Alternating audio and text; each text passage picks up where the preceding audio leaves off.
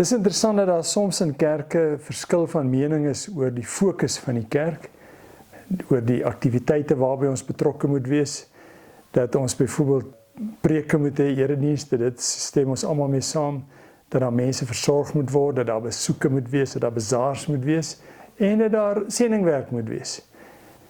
En dan wanneer dinge hard gaan in die gemeente en ons moet begin geld rondskuif, waar gaan ons spaar, waar gaan ons minder geld uitgee, dat ons sê wel, ons fokus, ons moet eers na ons eie mense kyk, en dan na die ander mense kyk. So ons gaan eers 'n bietjie sny, ons gaan vir die sendeling sê, jy gaan so 'n bietjie minder hê, die stadsraad moet ons nog steeds dieselfde betaal, ons kan niks daaraan doen nie. Kom ons kyk wat sê die Bybel daaroor. Here, u woord is heilig. Dis kosbaar. En dankie dat ons dit nou kan oopmaak. Met huiwering, maar ook met afwagting en opgewondenheid. Ons wil verantwoordelik daarmee wees. Heilige Gees, kom werk met ons, kom praat met ons, kom leer ons. Ons bid dit in Jesus se naam. Amen. Ons lees Handelinge 1, die bekende Handelinge 1, net 'n paar verse van vers 6 af. Toe hulle 'n keer weer bymekaar was, het hulle vir Jesus gevra, Here, is dit nou die tyd dat u die koninkryk vir Israel weer gaan oprig? Hy het hulle geantwoord, dis nie vir julle om die tyd en omstandigheid te weet wat die Vader in sy eie mag bepaal het nie, maar julle sal krag ontvang wanneer die Heilige Gees oor julle kom, en julle sal my getuies wees in Jerusalem, sowel as in die hele Judea en in Samaria en tot in die uithoeke van die wêreld. Julle sal my getuies wees. Dis verlammend wanneer 'n kerk geweldig baie aktiwiteite het en 'n klomp dinge doen en mense bymekaar kom en geleenthede het, maar hy vorder nie op die dinge wat regtig saak maak nie. En aansluitend by Jesus se bekende opdrag in Matteus 28 waar hy gesê het, gaan na die wêreld toe en maak die mense my disippels, sê hy, julle sal my getuies wees, en dan noem hy die plekke, Jerusalem, Judea, Samaria, en tot in die uithoeke van die wêreld. En hierdie verskil in mening oor waar lê ons fokus, waar is ons prioriteite, sê het, neem 'n paar dinge nie in ag nie. Die Bybel sê nie, julle moet my getuies wees nie, dis soos 'n opdrag nie. Dis 'n gevolg. Wanneer die Heilige Gees kom, kan jy dit nie keer nie, dan sal jy getuig.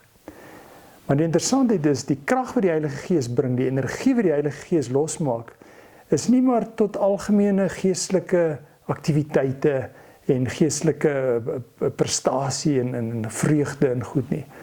Die Bybel sê spesifiek dat die Heilige Gees kom in Pinkstertyd om ons krag te gee om getuies te wees. Dis die fokus. Getuie wees is nie maklik nie.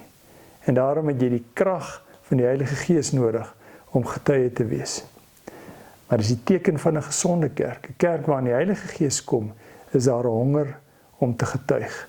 As 'n vrymoedigheid om te getuig.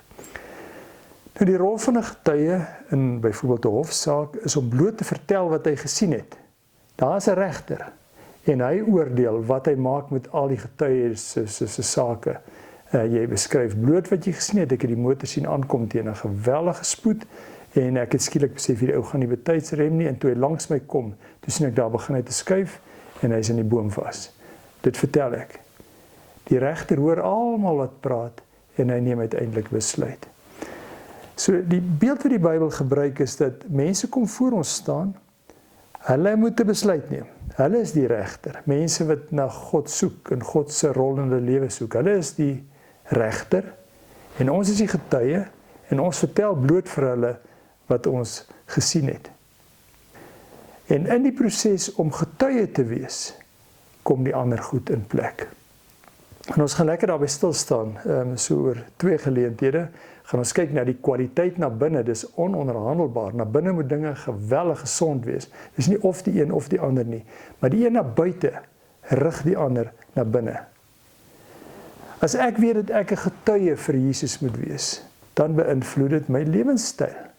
Dan weet ek dat ek sal moet kyk wat ek lees, ek sal na my taal moet kyk, ek sal moet kyk hoe ek leef voor ander mense, dit verander my.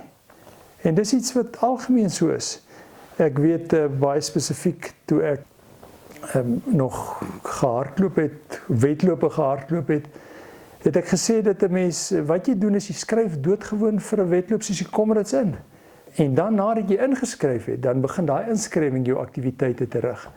As ek maar moet oefen wanneer ek lus het, ek meen daai tyd was dit volksrus in die winter, daar's nie 'n manier nie, dis verskriklik koud, daar's wind, dit word laat lig, so jy wil lank lê en lekker slaap. En die beste is, skryf in vir die Comrades, en dan weet jy, nou moet ek vroeg opstaan, en daar's min dinge wat dit reg kry het, om jou so in die winter te laat oefen, en ten spyte van die moeilike omstandighede, die swaar opstaan, al het jy laat gaan slaap, min dinge wat jou so vinnig in die hardloop kry, is die wete dat hierdie is swaar, maar as ek nie hierdie doen nie, gaan ek nog baie swaarder kry. Ek is klaar ingeskryf. En dan, soos jy fikser word, begin jy die voordele daarvan te pluk. Jy konsentreer beter, jou immuniteitstelsel is beter, jy slaap beter, jy het meer energie, jy's meer positief, 'n klomp voordele kom, terwyl ek gefokus is op die uiteindelike doel.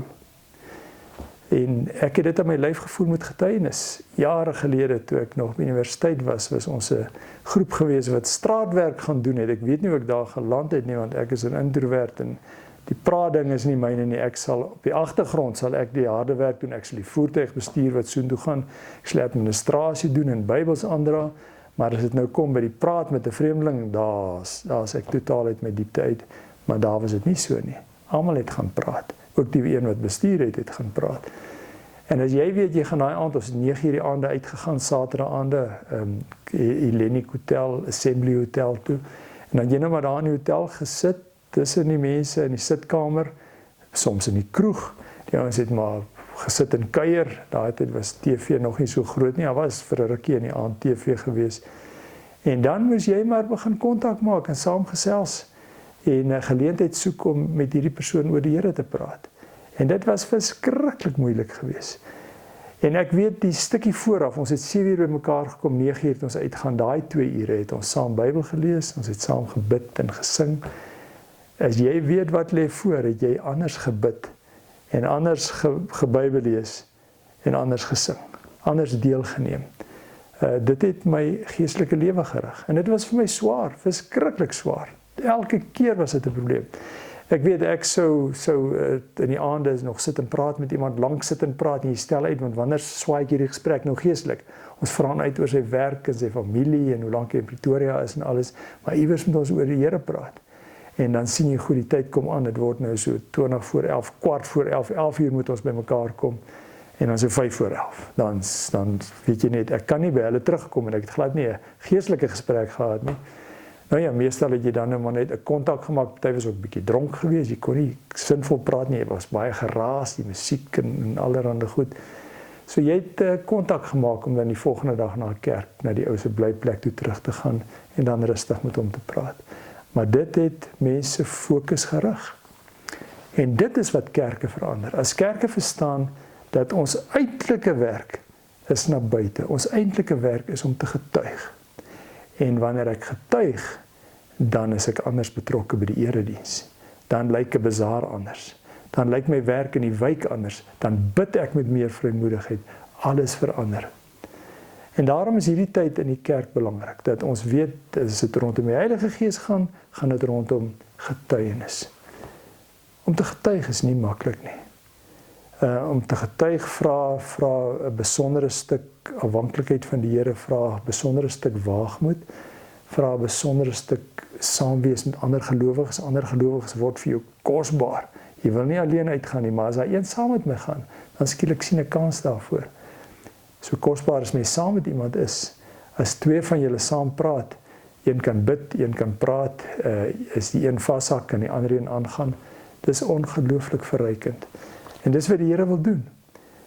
Nou, dit maak vra dat ek ook in my eie lewe kyk na my getuienis, dat ek moet kyk dat ek iets het om te getuig, as ek oor die Here moet praat.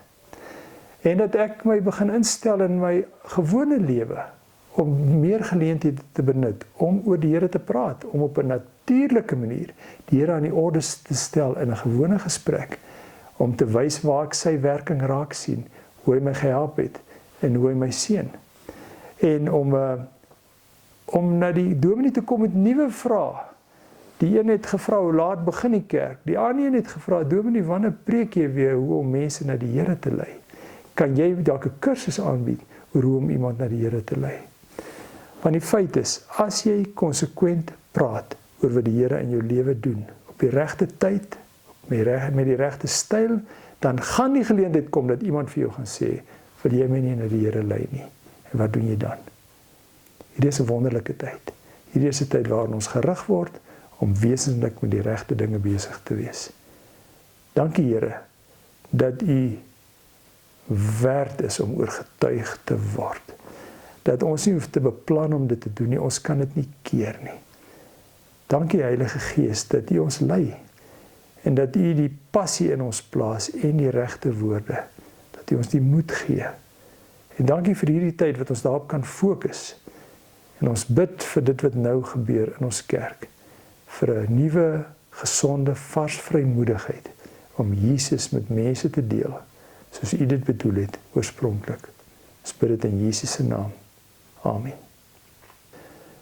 Het is interessant